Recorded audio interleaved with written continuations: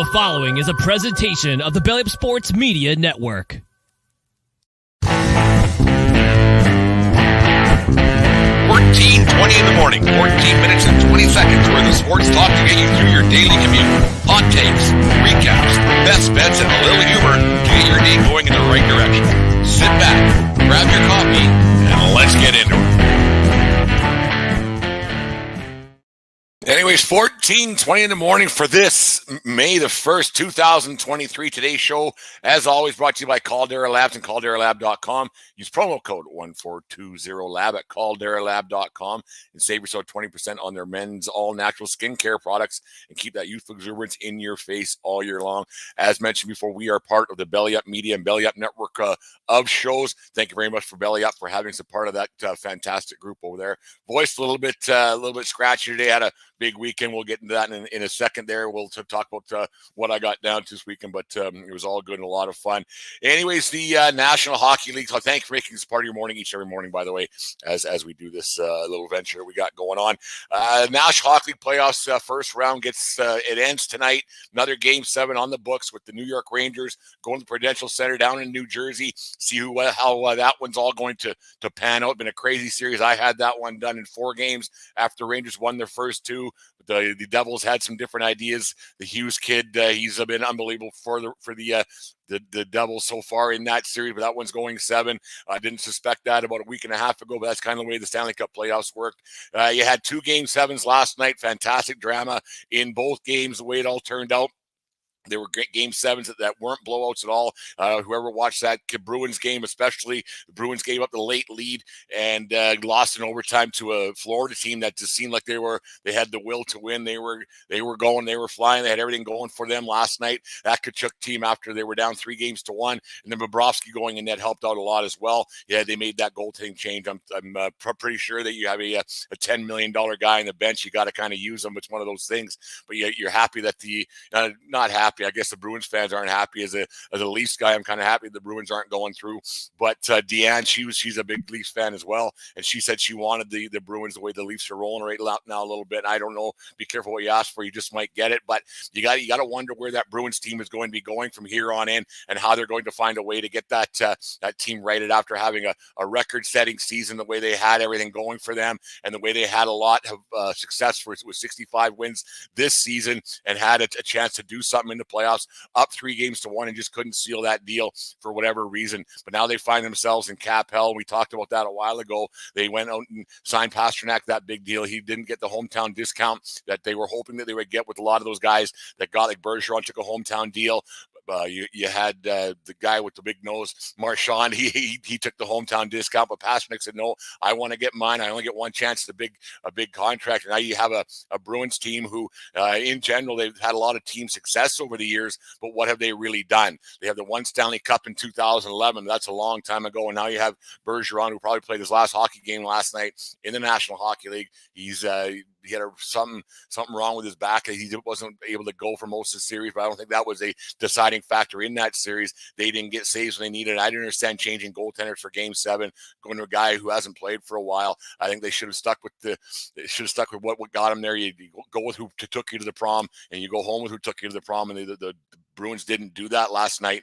I was quite shocked when Swayman was in net. Not that Swayman played bad. I just don't think that they should have made that change at that time. And then the way the Bruins ended up losing that game late, gave up that goal with a minute left, I think it was, and then ended up having that overtime goal. Tkachuk causing the turnover. Tkachuk was a force all night long. Like I said, he's right now he's probably one of the most valuable players in the playoffs, right beside Leon Draisaitl of the Edmonton Oilers, who also advanced on Saturday night. We'll talk about those two teams in half a second as well. But you don't know where teams that make these big deals at the deadline to go out and reinforce things and look like they can win a Stanley Cup, and then they make these deals and mortgage the future. I guess you only get one chance to make a first impression. They went for it. And the same thing with the the Colorado Avalanche, last year's Stanley Cup champions. So that's guaranteed with their loss last night. We're going to have a new Stanley Cup champion again this year. It was kind of shocking the way the season went for the Colorado Avalanche. They had some injuries throughout the year. Makar was out with some concussion protocol.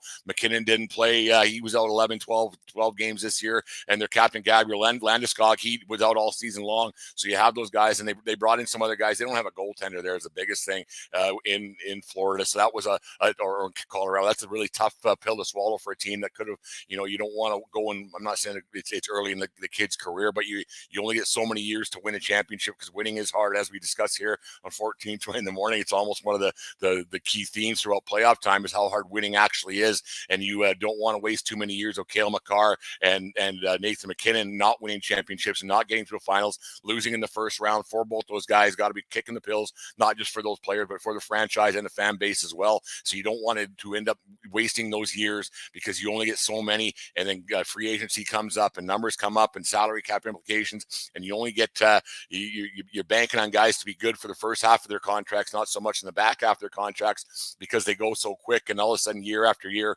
you lose out in the first round, don't even give yourself a chance to win a championship, as the Leafs have been doing for how many years. But now they have a chance to actually do something with that core, and they have a chance to actually do something. But you go and mortgage your future. You don't know how much you can do. But I don't know. I'm a guy who brought you, but they didn't, and they tried to get something done, and they just didn't get it done.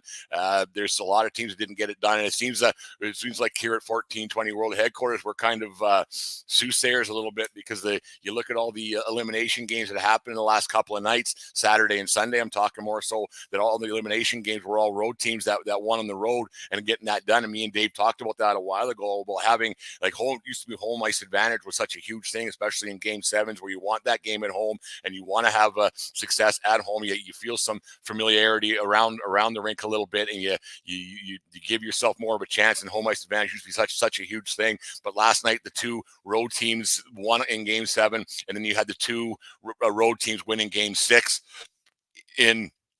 with Edmonton and with the Toronto Maple Leafs. And the home ice advantage thing, and we kind of laughed about it. Maybe you don't want that home ice advantage, because you can't really relax, and you have everybody, you can't go for a cup of coffee. You can't go get the paper. You can't, not that these kids go get the paper, but you can't go to the grocery store for the wife if she wants you to go get some groceries. That it's kind of a tough thing to do. But when you're on the road, you can just relax, and nobody really knows who you are, especially in places like LA and like Florida or Tampa, I guess, that these guys can just go into obscurity a little bit throughout the arena, and nobody really knows who they are. So it's a really good thing for these guys to be on the road, and they can relax a little bit, and they don't have that pressure of the crowd going at you, because I think that the pressure goes a lot more on the home team in these situations, and the road team, they can just feed off the adrenaline a little bit and get themselves a chance to win a championship and win that game 7, and they can put the noise behind them a little bit, because they're not having people the tenseness of everything, because they weren't supposed to win those hockey games. I mean, everything you get to game 7, it's all house money pretty much, and you don't really you just go for it and you hope for the best. But you looked how loose Florida played even late in that game last night. They were playing with house money against a team that they weren't supposed to be against. Everybody was picking the Bruins to go far in the Stanley Cup Finals or in the playoffs. And if you remember, I said there was something about that team I didn't like, and they proved me right once again here at 1420 in the morning. So it's one of those things that you just kind of had a gut feeling about the Bruins not having that it factor. What that it factor is, nobody has the magical formula. I don't think Caldera Labs has that magical formula, but the Bruins didn't get it done. The Colorado Avalanche didn't get it done. It's amazing that the way that all turned out for those two hockey clubs. We kind of call it, they just talk about those things all the time, and you just wonder how those things can actually go about, and how you have these teams that are built to win right now, and more, like I said, mortgage the future. It can be really, really tough. You wonder how the playoffs are going to, how they're going to pan out after tonight. I usually take the home team in a game 7 situation that you have the Devils and the Rangers last night, but I'm going to go with the Rangers to win this hockey game tonight, 4-1, 4-2 kind of a deal, and wrap that series up, and then they'll have a tough one with Carolina in the second round. You just the home teams are having a real heck of a problem going right now with everything, and they just don't seem to be getting it done. You don't know where the goaltending situation is with a lot of these teams. They're changing goalies in and out. Usually you get a guy who's going hard and going well, and they just don't get it done for whatever reason. So they're changing goalies, which is odd. Usually a guy goes in for 16 games straight, but these teams are making these decisions and they're rolling with it. You can't get a save, you can't get a win. So it's one of those things you're going to see.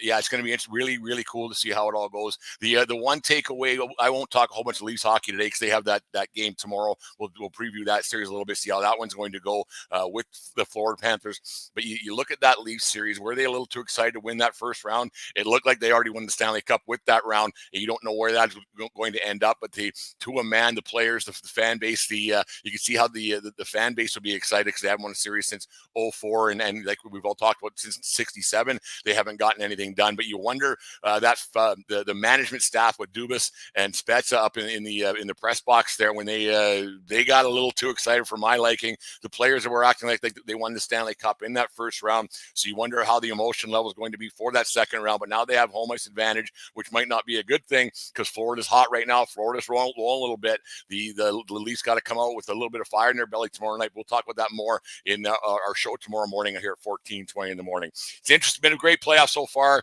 Only the 3 game sevens this year compared to 5 last year, but it's been a great playoff so far. A lot of games have been close. A lot of series have been close. That Oilers game last night came down to the wire. Stuart Skinner, he tried to give that one away in the third period on Saturday night with the broken stick or whatever it was to be. But that was a tough game for Skinner. He wasn't great. He's got to be a lot better against a Vegas team that's really, really good, and that team's poised to win a lot as well. So you wonder how that's all going to turn out with the goaltending in the second round. But we'll talk about the second round more tomorrow morning when all the first round matchups are all done. Anyways, who do we got today on this day?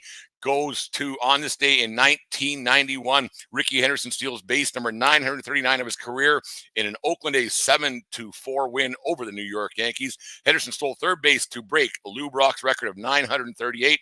Henderson finished his 25-year career with 1,406 stolen bases, 2,295 runs scored, with stops in Oakland, New York, the Yankees and the Mets, Toronto, San Diego, Boston, the Dodgers. Played in 10 All-Star games, was inducted into the Baseball Hall of Fame in 2009. And for those you watching on YouTube this morning, today I am the greatest. And he took his the base out of the ground there and held it above his head with his Oakley sunglasses on and the like. There's nobody quite like Ricky Henderson. For those who listen to the show on a regular basis, you know that we're big Ricky fans here. As we'll get the Rick Award going as the baseball season progresses a little bit here at 14:20 in the morning. But that Yankee team's an absolute disaster. We've talked about that a little bit. We'll get into that maybe a little later on in the week.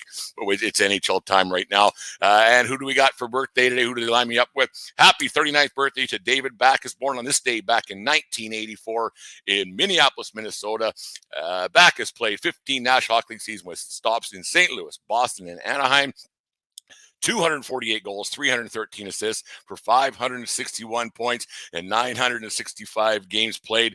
Silver medal with that 2010 team in, I guess it was in Vancouver against the Canadian team that ended up winning that gold medal for those of our American fans who were not aware of what went on in the 2010 Olympics. Anyways, it's always fun to bug the Americans about that when they still think they're the center of the hockey universe. Every once in a while, a blind squirrel finds a nut and the Canadian team somehow pulls one out and gets a victory. But anyways, thank you very much for listening to the show. It's new month, new goals, lots going on. Make sure you guys go to Caldera Labs and SeatGeek and use our promo codes to get yourself some free stuff, and it helps promote the show. We're hoping to get our YouTube channel built up, so make sure you hit the subscribe button if you're watching this morning on YouTube Live. We appreciate all the support you guys give us. Anyways, I had spent the weekend with some friends. That's why I wasn't on the airwaves a whole bunch over the weekend. We went down to Whitefish, Montana, had a great time with some friends. The record for the team was 1-1-1. I don't think we were down there to play hockey a whole bunch more, and was just to hang out with the friends and have a few laughs and joke around and drink some beers and talk about how good we used to be and do the old Glory Days thing. But it was a fantastic weekend all around. A few sore bones today, but it's one of those things you get going, and you think you're still young at heart, and the legs want to go somewhere, but they can't. The heart wants to keep going, but it can't, and you try. But hockey was basically an afterthought once we got going on. So So thank you very much to everybody, for all the guys for having me. Scott Norland, John Creason, Bruce Koslinski, Ryan Rasmussen, Luke Davis, Mike Davis, Wes Stockton, Jason Widmer, Eric Hardy, TJ Larson, Lyndon Van Buren, Todd Ducharme, and all of the wives and everything who were helping cook and clean and everything else that we did all weekend long. Had a great time down there in Whitefish, Montana, our second time down there for that hockey tournament. So thanks guys for putting up with me and having and listening to me talk. So we know it's really good. Anyways, that's it for 14:20 in the morning for this day. We'll get back into it tomorrow again. Regular recording tonight with Dave. We're going to get into. We haven't talked for a week now, which is odd for us, but like I said, I was on vacation time to get away from this for a little bit, but it was a lot of fun, and we'll get me and Dave will start talking a little bit of hockey, a little bit of baseball, and we'll get our usual Monday night shenanigans. Like I said, make sure you guys subscribe to our YouTube channel, listen to our podcast, wherever it is you get your podcasts as well. Talk to people about the show. That's the biggest way to get this thing going. Let's have a banner month for the 1420 podcast, and maybe check out some old shows and do some fact checks and see how that all goes. But anyways, have a good day, folks. A lot of fun getting back in the air with you guys. The hockey's been great. Make sure you enjoy the Game 7 tonight. And most importantly, always remember, it doesn't matter where you are. It's who you're with. Have a good day, folks, and we'll talk to you tomorrow. You just listened to the 1420 Sports Bar Podcast. 4 beer with the sports talk and a whole lot more. We are part of the Belly Up Media Network. Let's get into it.